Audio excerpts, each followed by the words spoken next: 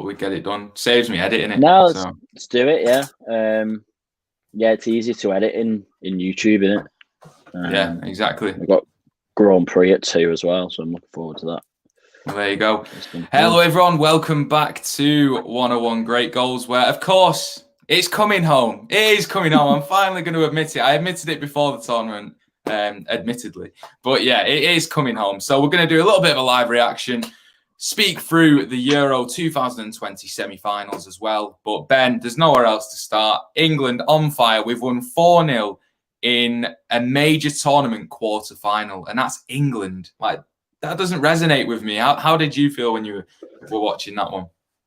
I was like, it was just so stress-free, wasn't it? It was just like sitting and relaxing. Like, you know, obviously, like we were both like with mates and stuff, and I was like having conversations with people. It felt like, to be honest, for the large parts, it felt like a qualifier, because they just made it that easy for themselves, and that's what getting an early goal does for you. You know, it's a good finish, obviously, from Kane, but it was a game that we should have won.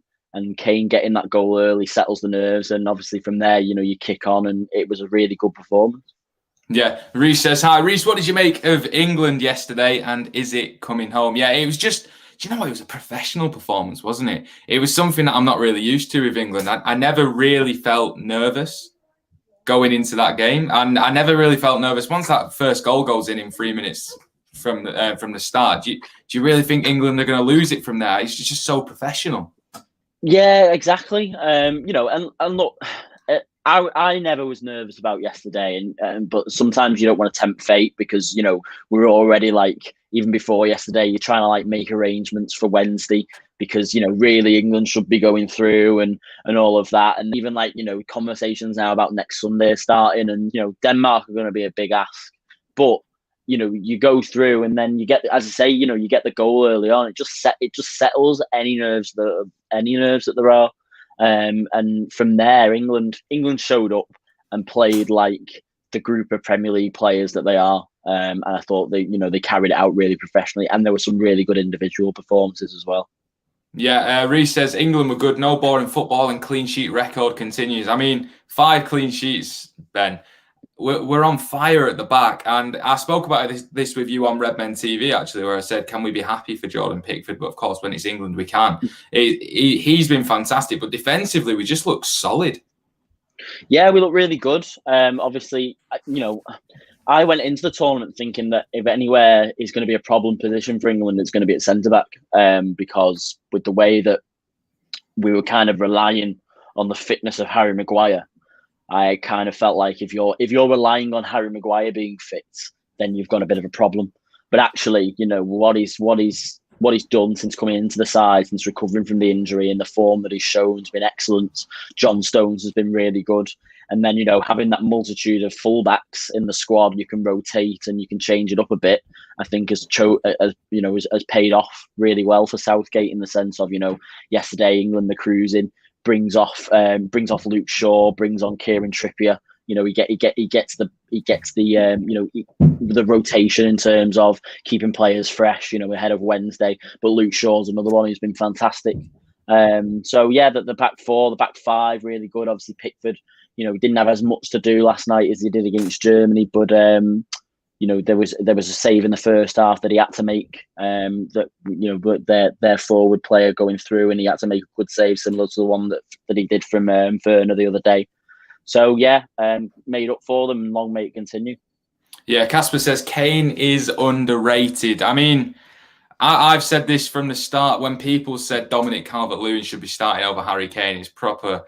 I think that's the English mentality sometimes, is that we knew better than Gareth Southgate, and we probably knew better than the players as well. But just how good is Harry Kane? I mean, for me, obviously, it goes without saying, one of the best strikers in the world, and we're just blessed to have him. I don't care if he's not scoring; he's starting for me. It doesn't matter.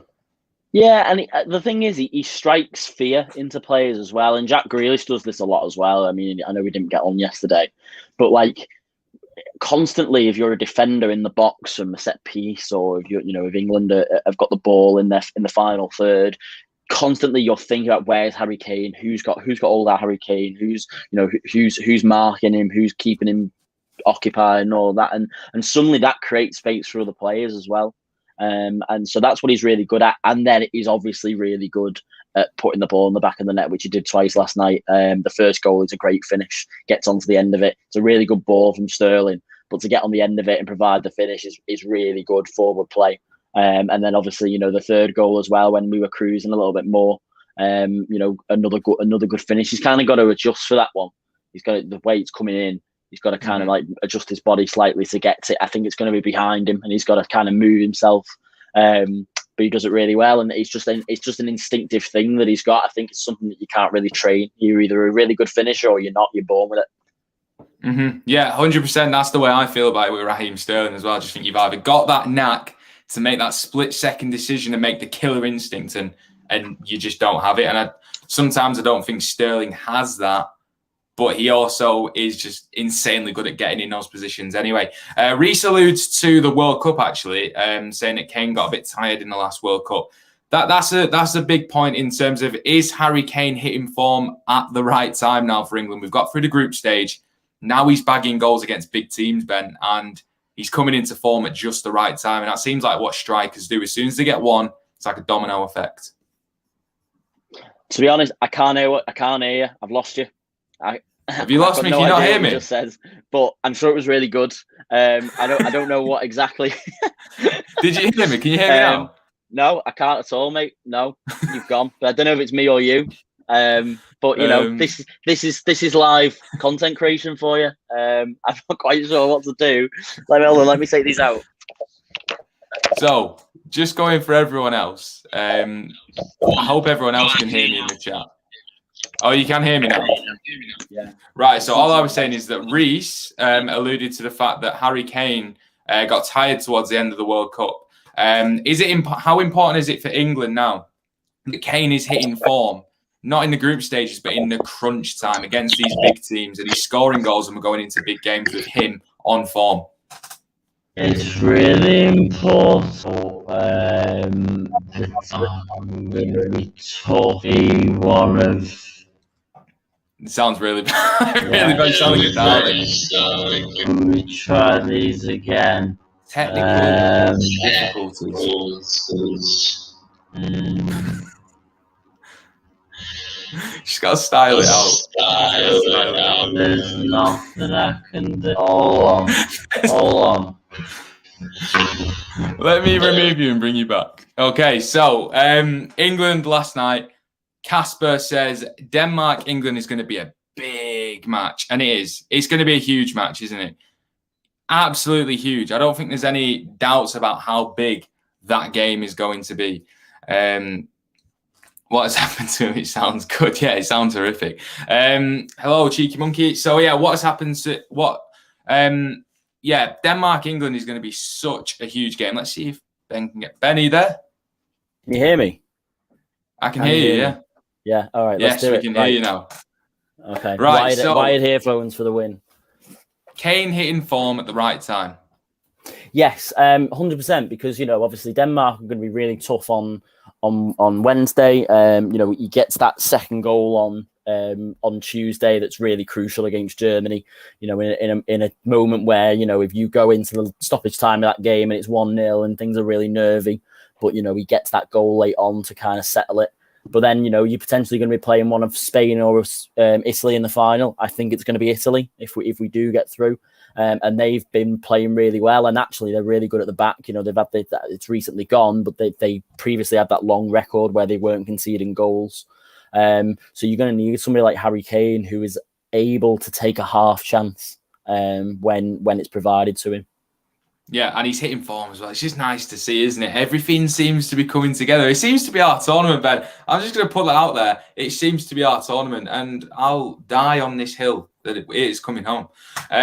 So someone said Denmark are decent. Yeah, Denmark are very decent. Obviously, can't really judge them from the start because it was such a tragedy that happened to Christian Eriksen, and that must have been such a mental toll on them as well. But since that last group game, Denmark have played some really, really good stuff. I mean, it's not going to be a walkover for me. I don't know how you feel going into the match against Denmark. They've got a point to prove. They've got such a togetherness in that squad.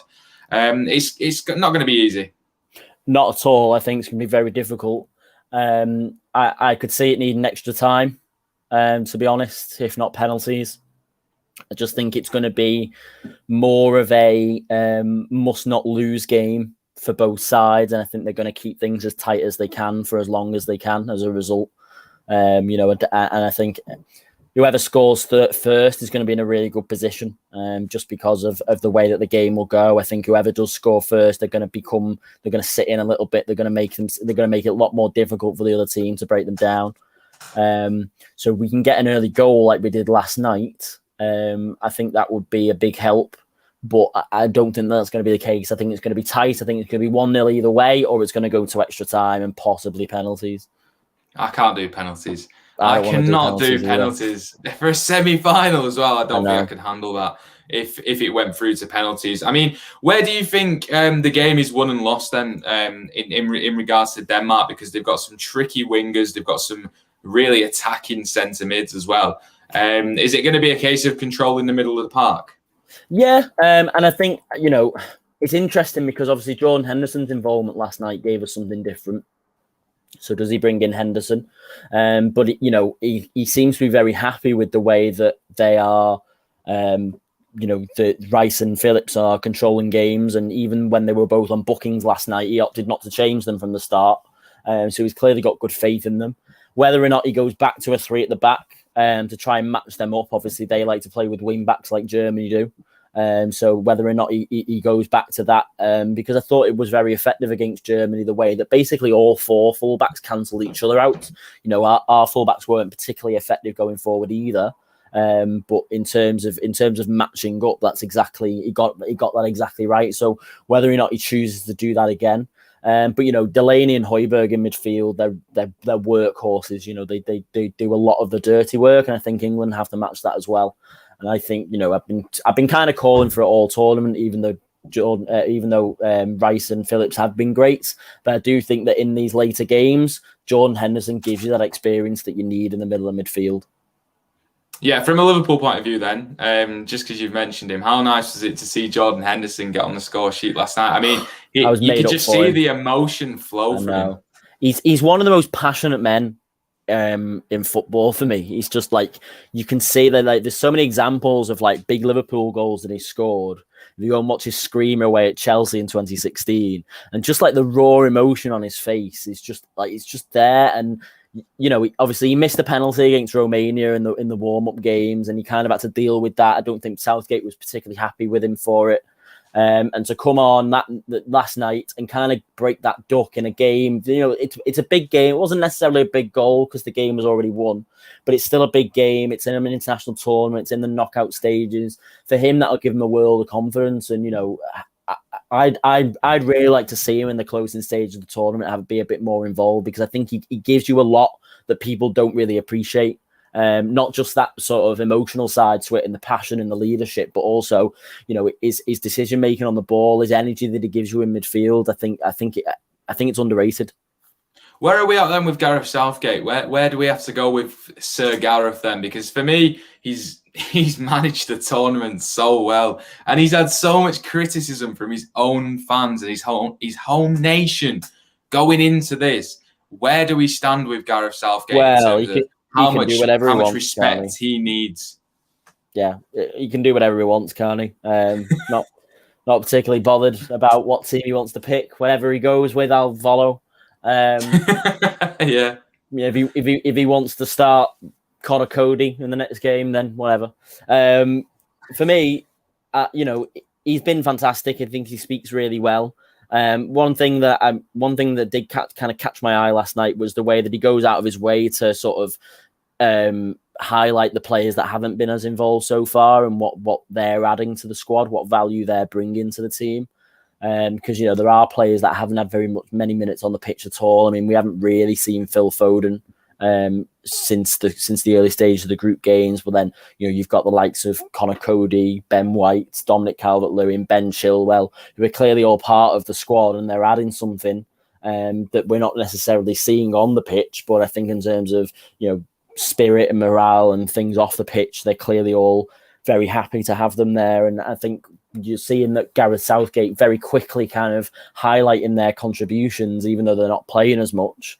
That just says about what kind of manager he is, and he must be speaking to them all the time and, assuring them that they've got a real role to play in this England squad, even if they're not necessarily getting the minutes on the pitch that they might want to.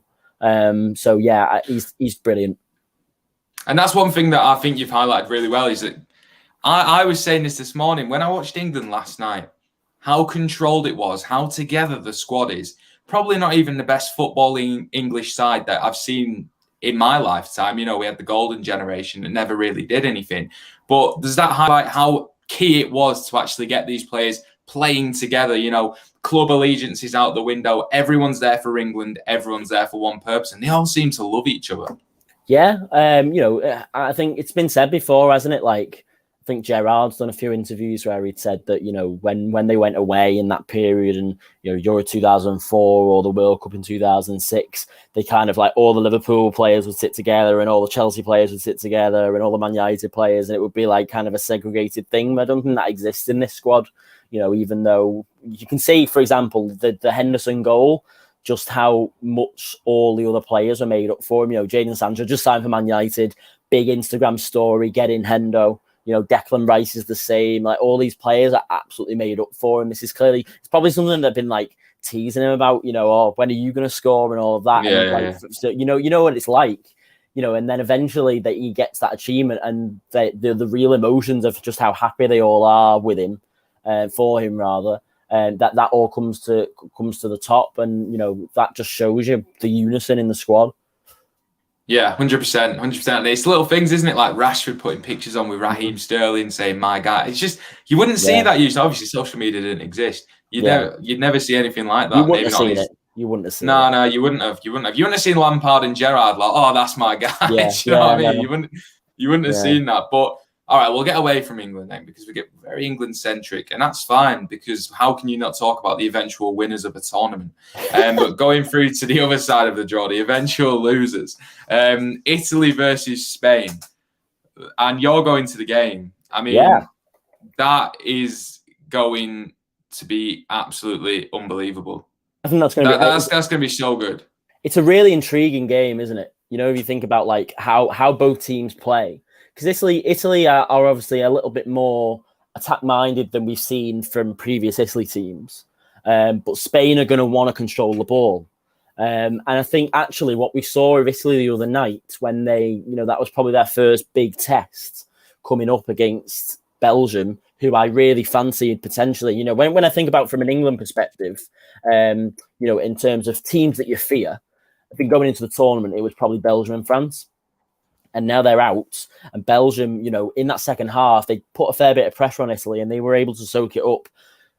Obviously they have their ways of running down the clock, do the Italians, but shall we say. But they soaked it up really well. And, they didn't really concede too many big chances in the second half, and they saw out the game. So I think that it's going to be really interesting to see how the game goes, because I think Spain are going to want to do much of the same. They're going to want to have a lot of the ball. But I'm not quite sure that they've got the firepower going forward in Alvaro Morata to get themselves over the line, and I think it's going to be Italy-England final. And should that happen, then should Italy and England get into the final? I mean, you say Italy is so tricky to play against; they're so compact, they're such a resolute team, and they do have their ways of grinding out performances.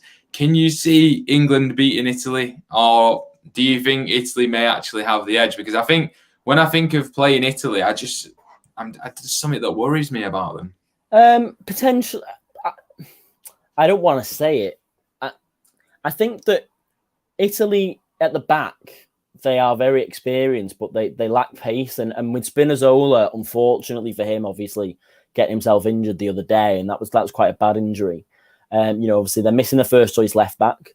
Chiellini and Bonucci, fantastic players. But, if you think about the pace of Sterling and Sancho and, even Jack Grealish and the tricks that he's got, or Saka, they did struggle the other night against Doku, who fashioned himself quite a few chances, won the penalty. So I think there's an Achilles heel there, if you'll excuse the phrase, for Italy. In terms of you can get in behind them, I think they're going to struggle. And going forward, obviously, they've got a really exciting forward line. I really like Chiesa. Insigne's always been a fantastic player. But are they lacking that little bit of tournament experience? Potentially. England, semi-finalists, they've been there, done it a couple of years back. Obviously, I know they didn't make the final, but a lot of these players have played in cup finals. Half of our squad, it feels like, have just won the Champions League with Chelsea. Phil Foden, another player, just played in the Champions League final. Henderson's won the Champions League.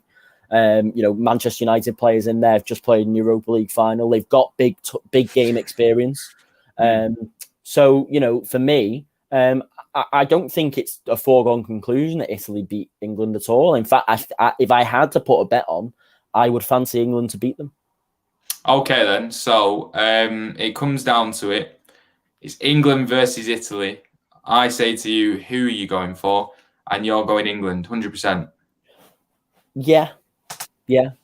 It's just whether or not, I think, especially with a Wembley crowd as well, but it's just whether or not they can deal with the eventual pressure that will build to actually bring it home. As in, when they get to the big game, you can imagine just the amount of coverage that there will be for England playing in a major final, the first in 55 years. It's such a big thing, and it's whether or not they can actually deal with that, and they should be able to, because they're Premier League footballers, and they have, as I said, they've got the wealth of experience behind them in order to do that. But if Italy can make the game quite cagey, if they can make it quite, bitty, and they can stop England from getting into a flow, then that is where England might start to get frustrated and the game might get away from them. And Wembley's going to be a cauldron as well, isn't it? Let's be honest. Exactly. Like 60,000 people at a final, should we get there? Just final point then. I mean, there's so many people. Just out of the 4 teams, you probably say Denmark are the ones who won't have much pressure. Because you mentioned Italy with a lack of tournament experience, a nation that very much needs footballing success after years of drought. Spain, to go from that era was ridiculous, and to go to where they're at now, probably a lot of pressure internally from Spain as well, especially after Enrique made some shock decisions. And England, of course, we're all insatisfiable in terms of our footballing pedigree and what we haven't done in 55 years, like you say. So Denmark, no pressure on them. Will the pressure get to some of these teams finally? Could that be a telling point? Potentially for Spain. I think Spain, they possibly got a little bit further than many expected them to. I think both teams probably have, to be fair, if you think about it going into the tournament. I mean, the way that half of the draw was panning out again, you'd have expected Belgium, France maybe to get to this far. But by the same token, because those teams have gone out, Spain and Italy and England and maybe Denmark, all 4 of them will be looking at this as a massive opportunity, because, if you were England and Denmark and you've got to play on Wednesday, and then that even if you make the final, you've got to play France. You know what I mean? Like, it's a different thing to coming up against Italy. It just is. And I'm not underestimating Italy by any stretch of the imagination, but what I'm saying is that France are so good and they've got so many good players, so many big names, and they're already world champions. It's a much more daunting prospect than playing Italy, even though they've been playing very well. So I think that all 4 teams will be sensing an opportunity here. And finally, then, just before I go, Hayden says, do you think football is coming home? So I'll answer it first then. Yes, I do think it's coming home. Ben? It could well be on the way home. No. Give me a definitive answer. It's something that you've avoided, because I feel like someone's going to clip it up and use it against you. Just say, do you think is football coming home? Yes or no? It's already home. It's already home if you think about it. It's like we don't want that. It's in the country. All 3 of the final games being played at Wembley. Football is well and truly home. Yeah, are England winning the Euros? I think they are. Yeah.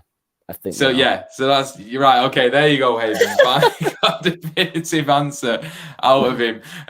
Want to say thank you to Ben for coming on from Redmen TV. Go and check out all their links. And as we mentioned, Jordan Henderson, they did a fantastic documentary on the rise of Jordan Henderson and his 10 years at Liverpool Football Club. So Ben, cheers for coming on, mate. Thank you to everyone for joining as well. Subscribe to the channel if you're new around here. Football is coming home. What more can we say? We'll see you next time.